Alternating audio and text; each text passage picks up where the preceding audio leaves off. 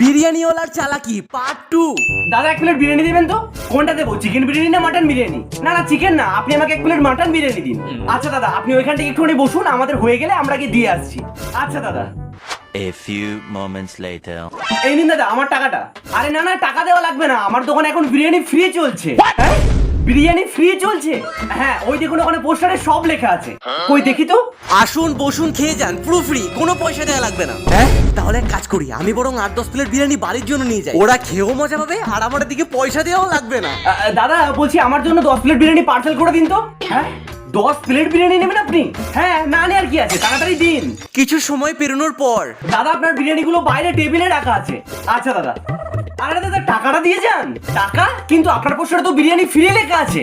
হ্যাঁ লেখা আছে, তবে সেটা অর্ধেকটা, পুরোটা পড়ুন। আবার কি পড়বো? আসুন বসুন খেয়ে যান, পুরো ফ্রি, কোনো পয়সা দেওয়া লাগবে না, কিন্তু পার্সেল করলে ডবল দাম দেওয়া লাগবে।